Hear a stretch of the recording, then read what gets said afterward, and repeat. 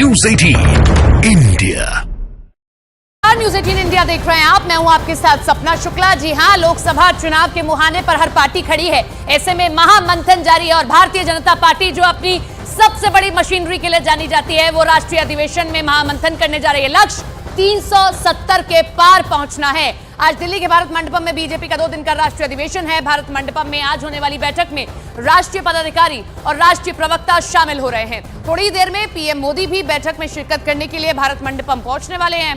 PM Modi यहां लगी प्रदर्शनी को सबसे पहले देखेंगे और उसके बाद राष्ट्रीय पदाधिकारियों के साथ बैठक करने वाले। उन्हें चुनाव के मद्देनजर आने वाले समय के लिए पार्टी के रोड मैप पर बात करेंगे, मंत्र देंगे। बैठक में शामिल होने के लिए गृह मंत्री अमित शाह, बीजेपी के राष्ट्रीय अध्यक्ष जेपी नड्डा पहुंच चुके हैं। लोकसभा चुनावों की रणनीति तय करने के लिए बीजेपी का यह राष्ट्रीय अधिवेशन आयोजित किया गया, जिसमें देश भर से पार्टी पदाधिकारी और कार्यकर्ता शामिल हो रहे हैं। आज दोपहर 3:30 बजे बीजेपी अध्यक्ष जेपी नड्डा और पीएम मोदी ध्वजारोहण भी करेंगे और उसके बाद दिल्ली बीजेपी अध्यक्ष वीरेंद्र सचदेवा स्वागत भाषण देंगे और करीब 4:30 बजे राष्ट्रीय अधिवेशन में बीजेपी अध्यक्ष जेपी नड्डा का अध्यक्षीय भाषण होने वाला है। इस बैठक में 2 प्रस्ताव लाए जाएंगे। पहला प्रस्ताव होगा विकसित भारत, मोदी की गारंटी, और दूसरा प्रस्ताव होगा श्री राम मंदिर का। कल दोपहर करीब 12:30 बजे पीएम मोदी के समापन भाषण से अधिवेशन समाप्त हो जाएगा।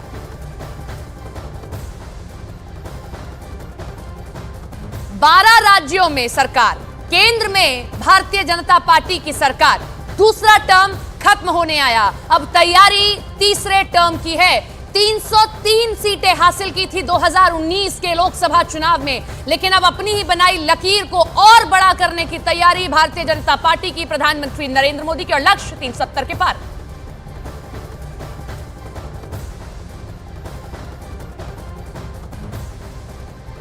और इस अधिवेशन में शामिल होने के लिए देश भर से बीजेपी के नेता पहुंच रहे हैं। शुरू हो चुका है ये सिलसिला। सबका एक सुर में यही कहना है कि पीएम मोदी से वो चुनाव में जीत का मंत्र हासिल करेंगे और साथ ही उसे अपने अपने क्षेत्र में लागू भी करेंगे। संकल्प तय है, उस संकल्प को पूरा करना, उसकी तैयारी के लिए अधिवेशन है। संकल्प पूरा होगा, ये विश्वास है। सब लोगों ने मन बना लिया है, अगली सरकार फिर बीजेपी के होंगे। संकल्प तय है, उस संकल्प को पूरा करना, उसकी तैयारी के लिए अधिवेशन है। संकल्प पूरा होगा, ये विश्वास है। सब लोगों ने मन बना लिया है, अगली सरकार फिर बीजेपी के होंगे। आज बहुत ही महत्वपूर्ण दिन, 2 दिवसीय ये जो राष्ट्रीय कार्य समिति की बैठक है और लोकसभा चुनाव से पहले माननीय प्रधानमंत्री जी का मार्गदर्शन, रोड मैप हम लोगों को मिलेगा और उसी आधार पर हम लोग आगे अपनी गतिविधि आगे बढ़ाएंगे। भारतीय जनता पार्टी के राष्ट्रीय अधिवेशन को लेकर पुख्ता तैयारियां यहां पर हो गई है और हर एक कार्यकर्ता जो कि भारतीय जनता पार्टी की रणनीति से जुड़ा हुआ है, उसको इस बैठक के जरिए संदेश देने की कोशिश की जा रही है कि 2024 जीत का लक्ष्य है और उसी के सिलसिले में सारी तैयारी की जाए। देखिए, ये तस्वीर आप देख सकते हैं और यहीं पर अगले 2 दिनों तक जितने भी बीजेपी के थिंक टैंक हम कह सकते हैं या ये कह सकते हैं कि बड़े नेता एक छत के नीचे इकट्ठा होंगे और इसके अलावा ये बैठक करेंगे, मंत्रणा करेंगे, वरिष्ठ नेता संबोधन करेंगे। अब 11,000 से ज्यादा जो पार्टी के कार्यकर्ता है, पदाधिकारी हैं, उनको चुनाव के जीत का मंत्र देंगे और एक छत के नीचे बीजेपी की यह रणनीति तैयार की जाएगी और उसी के चलते देखिए ये तैयारी की गई है। अलग अलग वेशभूषा में, चाहे दक्षिण भारत हो, चाहे पंजाब हो, चाहे उत्तर भारत हो, इस तरीके से अलग अलग जो परिधान है, परंपरा है, उस परंपरा के लोगों का यह संगीतमय नृत्य है। देखिए, ये उधर अगर आप देखेंगे तो दक्षिण भारतीय शैली में ये एक जो म्यूजिक परफॉर्मेंस है, दक्षिण भारतीय शैली में इसका यहाँ पर ये लोग बजाते हुए, ये लोग गेस्ट का स्वागत करते हुए यहाँ पर आ रहे हैं। दक्षिण भारत बहुत ही अहम राज्य है बीजेपी की चुनावी रणनीति के साथ। अब देखिए, यहाँ देखिए, ये छत्तीसगढ़ और मध्य प्रदेश के आसपास से ताल्लुक रखता है ये पंजाब, और यहाँ के जो कलाकार हैं वो अपनी परफॉर्मेंस दे रहे हैं। देखिए, और अब यहाँ पर ये देखिए, पंजाब के जो कार्यकर्ता हैं, पंजाब के जो परफॉर्मर्स हैं, वो भी यहाँ पर आए हैं। तमिलनाडु से ये बीजेपी के कार्यकर्ता आए हैं। बेहद अहम रणनीति के लिहाज से बेहद अहम प्रदेश है पीएम मोदी का। तो भारत मंडपम की जो तैयारी है अमित पांडे ने वो आपको दिखाई। अब देखिए, बड़ी बात यह है कि हाल फिलहाल के दिनों में प्रधानमंत्री नरेंद्र मोदी को आपने जब भी सुना तो वो एक ही बात कह रहे हैं कि एनडीए 400 पार। बीजेपी के लिए वो 370 का टारगेट दे रहे हैं कि 370 हटाया हमने कश्मीर से, अब 370 से जीत का टीका लगाना होगा। यतेंद्र का मैं रुख कर लेती हूँ। यतेंद्र, जितना बड़ा टारगेट लिया गया है 400 पार या 370 सीटों का, जाहिर सी बात है तैयारी भी उतनी कड़ी करनी होगी। अभी क्या चल रहा है? बिल्कुल, तैयारियां जोर शोर से बीजेपी ने शुरू कर दी है कि एक तरह से कहा जाए तो युद्ध स्तर पर तैयारियां। राष्ट्रीय अधिवेशन उसी नाते बुलाया गया है। हमारे साथ बीजेपी राष्ट्रीय अध्यक्ष है, किसान मोर्चा के राष्ट्रीय अध्यक्ष राजकुमार चाहर जी, जो फतेहपुर सीकरी से सांसद भी हैं। राजकुमार जी, 400 पार का नारा है, लेकिन क्या लगता है कि किसानों की जो नाराजगी है ये नारा पूरा हो पाएगा उनकी नाराजगी? देखिए, सबसे पहले तो राम राम, जय श्री राम। जय श्री राम। आज भारत मंडपम में जिस प्रकार का पूरे भारत को एकजुट करके आज यहाँ दिखाई दे रहा है, देश के यशस्वी प्रधानमंत्री आदरणीय श्री नरेंद्र मोदी जी के नेतृत्व में प्रचंड बहुमत की सरकार 2024 में बनने जा रही है। भारत की जनता, भारत के यशस्वी प्रधानमंत्री अपने परिवारीजन मोदी जी को तीसरी बार प्रधानमंत्री बनाने के लिए आतुर है, उत्साहित है और इंतजार कर रही है कब डेट घोषित हो और मोदी जी के लिए हम कमल पर। किसान तो नाराज हैं, आंदोलन कर रहे हैं। पंजाब के कुछ क्षेत्र के किसान आए हैं, उनसे सरकार बहुत गंभीरता पूर्वक बातचीत कर रही है। स्वयं जाकर चंडीगढ़ में हमारे सभी माननीय मंत्रीगण, 3 मंत्री हमारे पीयूष गोयल जी, अर्जुन मुंडा जी और नित्यानंद राय जी किसानों से निरंतर बातचीत कर रहे हैं। जो उनकी जायज मांगे हैं उन पर सरकार निश्चित रूप से विचार भी कर रही है, उनका समाधान भी करेगी। और कुछ ऐसे मुद्दे हैं जिन पर चर्चा की आवश्यकता होती है, किसान के हित में चर्चा, वो चर्चा होगी और आगे मोदी जी किसानों के हित में जो अच्छा होगा वो फैसला लेंगे। राजकुमार जी, आप यहाँ पर अधिवेशन कर रहे हैं कि कांग्रेस आरोप लगा रही है कि वो अच्छे से चुनाव प्रचार न कर पाए, उसके अकाउंट फ्रीज कर दिए गए हैं।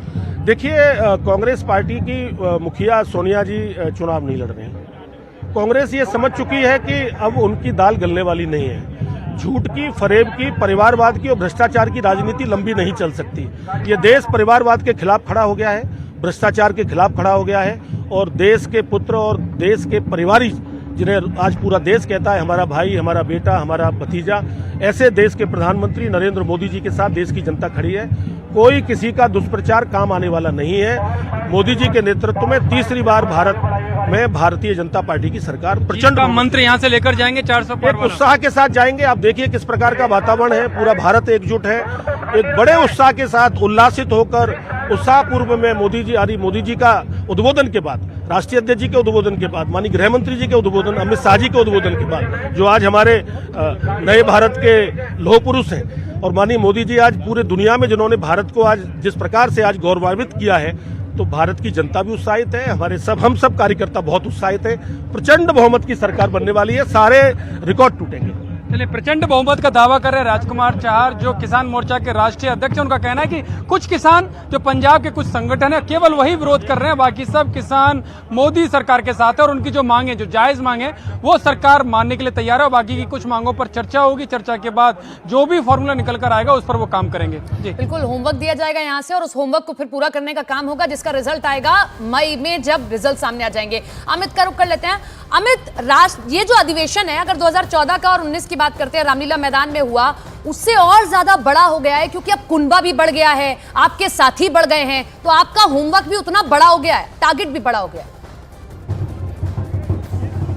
जी बिल्कुल, 14-19 के बाद 24 में किस तरीके से कार्यकर्ता तैयार हों, उसको लेकर मूल मंत्र यहां पर दिया जाएगा। चाहे कार्यकर्ता हो, चाहे पदाधिकारी हो, और जितने भी वरिष्ठ नेता हैं, सब अपने अनुभव साझा करेंगे। चाहे वो बीजेपी अध्यक्ष जेपी नड्डा हो, पीएम मोदी हो, या फिर गृह मंत्री अमित शाह हो, या फिर अन्य वरिष्ठ नेता, क्योंकि ये वो नेता हैं पिछले 10 सालों के दौरान अलग अलग मंचों पर उन्होंने पार्टी को अलग अलग जगहों पर सफलता दी है। तो उस सफलता से कैसे आगे बढ़ा जाए, राम मंदिर का मुद्दा है या फिर सरकार की नीतियां हों, इन सफल नीतियों को कैसे लेकर आगे बढ़ाया जाए, इस बैठक का पूरा लबोलबाब यही होगा। और जो अब से थोड़ी देर में पीएम मोदी इसी जगह आएंगे, यहाँ पर भारत मंडपम जो बैठक का स्थल है, यहाँ पर आएंगे और पदाधिकारियों के साथ कुछ संवाद भी यहाँ पर करेंगे। तो कुल मिलाकर कैसे एक पुख्ता योजना के साथ हम चुनावी मैदान में उतरे, इस बैठक का मूल संदेश, उद्देश्य यही है और इसी के लिए ये जमावड़ा यहाँ पर हो रहा है। जी, और सबसे बड़ी बात है, देखिए कि भारत मंडपम से किया जा रहा है,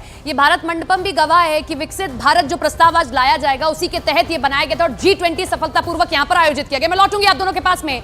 अधिवेशन में शामिल होने के लिए किस तरीके से पदाधिकारी पहुंच रहे हैं वो आप देख ही रहे हैं। लेकिन लोकसभा चुनावों की तैयारी के लिए बीजेपी ने पहले से पार्टी का लक्ष्य तय कर दिया और वो लक्ष्य लगातार प्रधानमंत्री मोदी बताते रहे। दिल्ली में 2 दिन की ये बैठक की जा रही है, राष्ट्रीय अधिवेशन। इस लक्ष्य को हासिल कैसे किया जाएगा वो मैं आपको बता रही हूं। भारत मंडपम में आज से ये बैठक होने जा रही है, तो बीजेपी का ये राष्ट्रीय अधिवेशन बेहद महत्वपूर्ण है। आज पार्टी पदाधिकारियों की बैठक होगी। आज बैठक में राष्ट्रीय प्रवक्ता भी शामिल होंगे। जाहिर तौर पर आपको एक बहुत बड़ा होमवर्क दिया जाएगा अब लोकसभा चुनाव के लिए। आज शाम जेपी नड्डा का भाषण होगा, बैठक में लोकसभा चुनाव पर चर्चा होगी, किन मुद्दों को लेकर आप जनता के बीच जाएं। कल शाम अधिवेशन का समापन हो जाएगा और पीएम मोदी जीत का मंत्र देंगे सभी को। अब देखिए, इस बैठक में राष्ट्रीय पदाधिकारियों के साथ साथ बीजेपी के सांसद, पूर्व सांसद, विधायक, मेयर, डिप्टी मेयर, पंचायत अध्यक्ष, प्रदेश अध्यक्ष, जिला अध्यक्ष, इसके साथ साथ करीब 11,500 कार्यकर्ता भी शामिल होने पहुंच रहे हैं। इसमें सबसे ज्यादा अहम यह है कि मोदी की गारंटी पर चर्चा होगी। वही गारंटी जिसकी चर्चा प्रधानमंत्री नरेंद्र मोदी हर रैली में अभी कर रहे हैं। रणनीति तैयार की जाएगी, साथ ही साथ बीजेपी चुनाव के लिए रोड मैप भी यहाँ तैयार कर लेगी। इसमें खास तौर पर 10 साल की एनडीए की जो सरकार है उसकी उपलब्धियों के बारे में कार्यकर्ताओं को बताया जाएगा। इसमें गरीबों के लिए, युवा, किसानों के लिए जो भी काम किए गए उन सभी के बारे में बताया जाएगा। श्री राम मंदिर बीजेपी की रणनीति का सबसे अहम हिस्सा रहने वाला है। इसके अलावा जम्मू कश्मीर में धारा 370 हटाने के बाद वहां पर आरक्षण लागू किया जाएगा और इसके अलावा लाल कृष्ण आडवाणी, कर्पूरी ठाकुर, पीवी नरसिम्हा राव, चौधरी चरण सिंह, इन सभी को भारत रत्न दिए जाने का अभी जो ऐलान किया गया है उसका मंथन भी शामिल रहने वाला है। और सिर्फ इतना ही नहीं, कोविड काल में विश्व में भारत का जो डंका बजा है, स्वदेशी अभियान के तहत रक्षा क्षेत्र में हासिल की गई तमाम उपलब्धियों, इन सभी के साथ साथ हेल्थ सेक्टर में किए गए काम को भी गिनाया जाना है। मैं यतेंद्र का रुख करती हूँ। यतेंद्र, लंबे समय से भारतीय जनता पार्टी को आप कवर कर रहे हैं। 2014 का भी आपने अधिवेशन देखा होगा, बड़ा भाषण दिया गया था पीएम का। 2019 का रामलीला का अधिवेशन भी आपने देखा होगा। जरा आप समझा दीजिए कि उन अधिवेशन में और इन अधिवेशन में क्या अंतर है, कितना बड़ा, क्योंकि टारगेट बहुत बड़ा है ना, 370 के पार आपको पहुंचना है। अपनी बनाई लकीर को मिटा दिया आपने। देखिए, बिल्कुल, जब भी 2014 के बाद से आप देखेंगे लगातार प्रधानमंत्री मोदी के नेतृत्व में और बीजेपी अध्यक्ष के नेतृत्व में बीजेपी लगातार जो टारगेट देती है उसको पूरा करने का काम भी कर सकती है। मैं आपको पूरी तस्वीरें दिखा देता हूं, क्योंकि करीब 11,500 से ज्यादा प्रतिनिधि इस अधिवेशन में भाग लेंगे। आज दोपहर 3:30 बजे से यह अधिवेशन शुरू होगा और कल करीब 2 बजे तक ये अधिवेशन चलेगा, जिसमें जीत का मंत्र प्रधानमंत्री मोदी और बीजेपी अध्यक्ष जेपी नड्डा देंगे कि किस तरह से जो बीजेपी के लिए 370 और एनडीए के लिए जो 400 पार का जो नारा है वो एक रिकॉर्ड बनाने का काम करेगा। और किस तरह से उस रिकॉर्ड बनाने का काम किया जाएगा, वो मूल मंत्र, वो जीत का मंत्र यहाँ से दिया जाएगा, वो रोड मैप यहाँ से तैयार किया जाएगा। और इससे पहले राष्ट्रीय पदाधिकारियों की बैठक होगी, जिसमें सभी प्रदेश अध्यक्ष, सभी प्रदेश के संगठन मंत्री और सभी जो लोकसभा क्लस्टर्स के जो इंचार्ज बनाए गए हैं वो इसमें शामिल होंगे। प्रधानमंत्री नरेंद्र मोदी उसमें मार्गदर्शन करेंगे। यानी कि एक रोड मैप जो राष्ट्रीय पदाधिकारी की बैठक से होता हुआ राष्ट्रीय अधिवेशन में जाएगा, उसमें 2 प्रस्ताव आएंगे और प्रस्ताव विकसित भारत और जो मोदी की गारंटी जो प्रस्ताव एक रहेगा, प्रस्ताव तो राम मंदिर, ये दोनों ही प्रस्ताव काफी अहम है जो बीजेपी की जीत का रास्ता प्रशस्त करेंगे, क्योंकि ये ऐसे प्रस्ताव हैं जो पूरे भारत के जनमानस को प्रभावित करने वाले प्रस्ताव है और भारत के जनमानस को प्रभावित करने वाला और जीत का रास्ता प्रशस्त करने वाला, जैसा आपको यतेंद्र बता भी रहे हैं। अमित, आपका भी हम रुख कर लेते हैं। प्रतिनिधि तो यहाँ पर पहुंच रहे हैं, बीजेपी के तमाम जो बड़े नेता हैं वो पहुंच रहे हैं, लेकिन यहाँ पर भारत के अलग अलग हिस्सों से आए हुए शायद कुछ कलाकार भी हैं, क्योंकि पीछे से कुछ हमें गाने बजाने की भी आवाज आती हुई दिखाई दे रही है। वो जो रंगारंग कार्यक्रम यहाँ पर अगर चल रहा है तो उसकी तस्वीर आप दिखा पाएंगे क्या?